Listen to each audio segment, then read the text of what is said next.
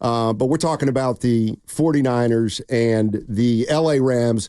Coach in Vallejo wants to jump in here. We just threw around some passing numbers the first 2 weeks of the year. Passing is way down in the NFL so far through 2 games. What's up, Coach? Break it down for us. Hey, good morning, guys. How you doing? Hey. Doing well. Tom Brady and Romo both mentioned that almost all defenses are playing the 2 deep safety. Okay. And that's what's really preventing, making the underneath stuff more available. And even on the big play that Jefferson made, the 49ers were actually still in the 2 deep safety. He just outran it. But that's the main reason you see all the underneath stuff is that most teams are going back to the 2 deep safety, and zoning up. So I think that's what's precipitating all the short passes. Coach, go ahead, Steiny. I was just going to say, Coach, I got a question for him. When was there a time when the 2 deep safeties was a staple in the NFL? Right. There actually was a time, but the machoism on players like Deion Sanders and these guys said, hey, let me isolate, go one-on-one, let me take the top receiver. You can roll your safeties over and, play the other guy. I think teams are starting to get away from that now. And so they're just zoning up more and playing deep and, throw the short pass and rally to the ball. Hey, I have no way before you go to prove this, but callers like yourself, one of my favorites, were on my mind with this Brock Purdy situation without his weaponry. So I don't want to speak for you, but I'm going to ask you, are you more excited now to see Brock Purdy without some of those weapons to get more of an analyzation on him? I think Brock Purdy, either way, is going to be okay because his game is such a controlled game, and this is not dependent upon having the superstars out there. He's definitely more of a system guy, get receiver in the right place. I throw it to a spot, and the receiver should be there. So he's not as dependent as a lot of guys, like, say, Minnesota or someone like that, that's depending on their superstar to bail them out of trouble. So I think Brock will be fine with this. Great stuff, Coach. Appreciate the call. And we'll ask Scott McLuhan about that at noon, because I am interested to know when the 2 safety system was used frequently and then when it kind of went away, and then if it is in fact because we can't overreact, right, being a staple. Yeah, we can't overreact but it's a lot of games in those 2 weeks. Well, how would you do a show then? Oh no, I'm not saying that. I'm talking to the football fans, the people that think like this is here to stay. Guru, what's more impressive, a 97-yard touchdown bomb or a 99-yard 12-play drive? Somebody wants to know that, so I'm asking you. I love both, but I'll take the 97-yard bomb all day. I figured. I'm named after a bomber, Daryl LaMonica.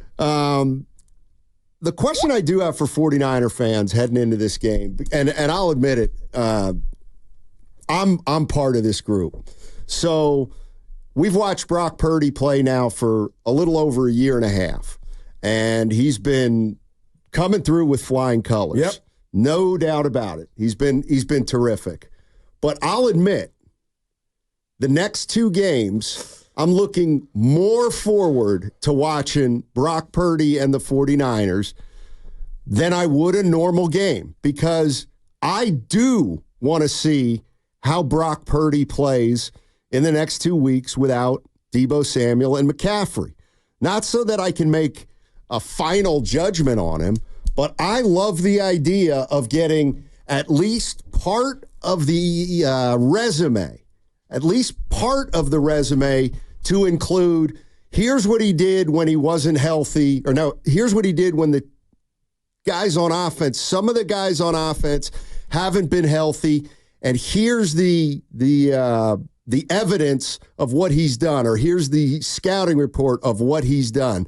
I was saying this yesterday, and I still think it. I think this could be a great thing for the San Francisco 49ers, and I just want to know, if 49er fans out there, how you're approaching this particular game, and particularly the next 2 games, including next week against the Patriots, knowing that Deebo Samuel and Christian McCaffrey won't play. Do you think we're all making too big of a deal out of that, and we're putting too much on these Brock Purdy performances.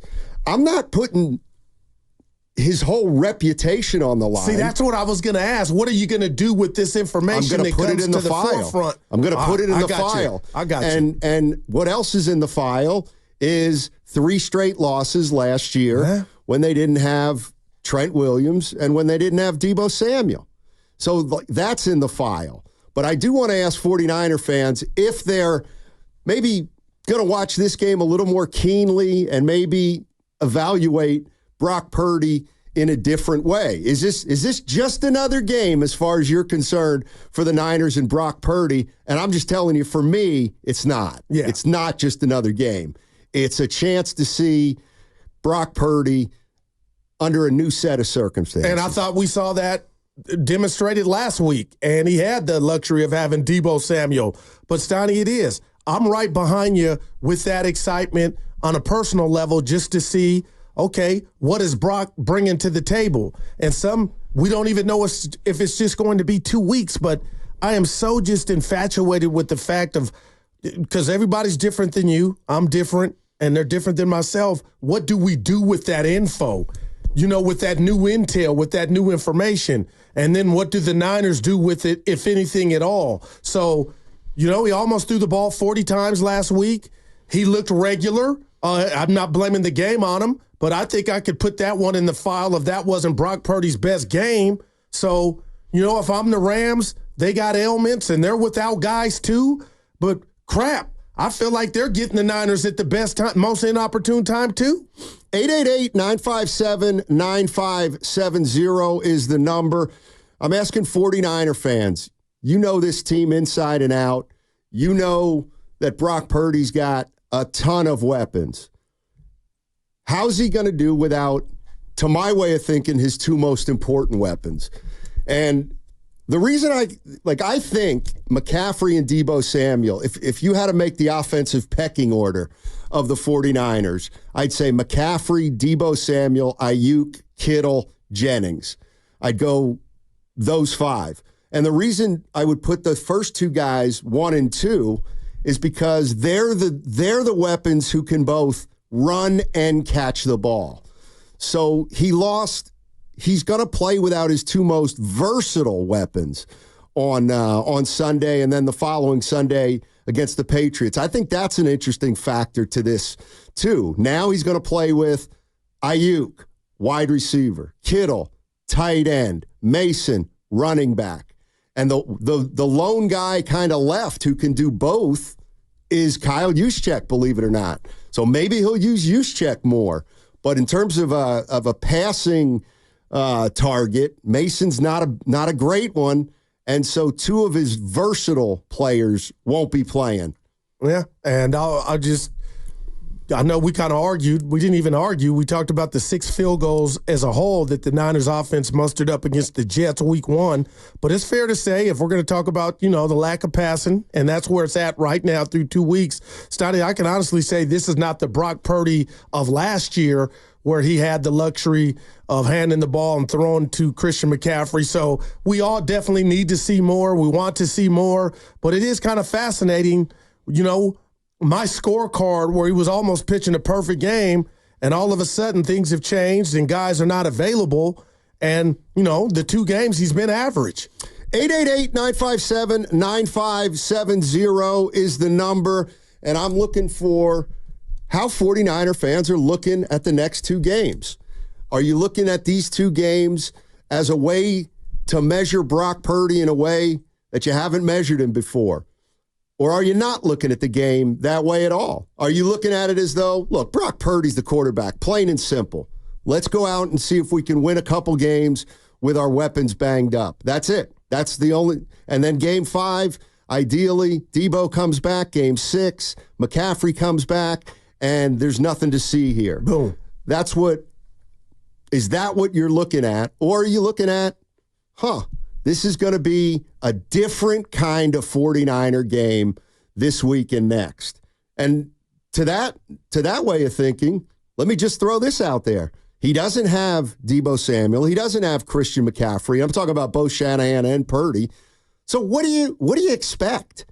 Do you expect more passing, less passing, more running? Do you expect it to be looking pretty much like it's always looked? Like what would you do without those two players in terms of attacking the L.A. Rams? Oh, that's a great question. I'll just say this, recency bias. I saw what Arizona and Marvin Harrison Jr. and Kyler Murray, the electric Kyler Murray, I saw what they did to the Rams secondary early on in that game, Steiny. So you're asking me if I'm Kyle, I'm coming out and I'm going to try to just bust him with the pass. So Juwan Jennings, step up. Brandon Ayuk, we've all talked, and we want to see a big game from you, George Kittle. So I'm trying to get him with the pass, Steiny. That's how I would try to slay this dragon.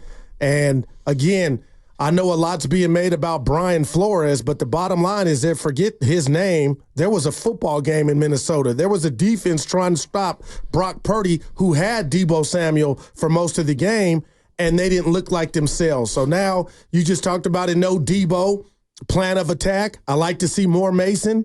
Maybe we see that. You asked me, I'm giving you an answer, but I'll tell you this, Donnie, there's no way this game comes and goes and Jordan Mason doesn't have more than 20 carries. I That I believe.